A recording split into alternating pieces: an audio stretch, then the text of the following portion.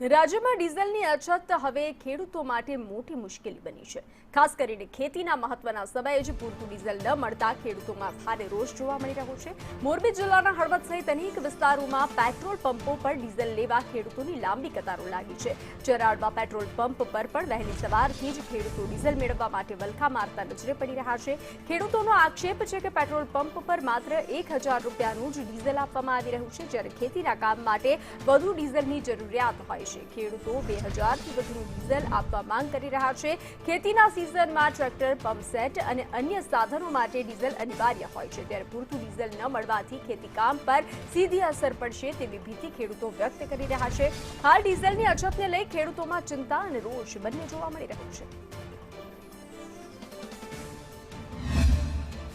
કપાસ અને મગફળીનું વાવેતર કરવાનું રાત્રે 1 વાગે ડીઝલ લેવા આવ્યા છીએ। પૂર સમસ્યા એટલે ડીઝલ મળતું નથી। કેટલું ડીઝલ ખેડૂતને મળે? ડીઝલ 1000નું દે છે।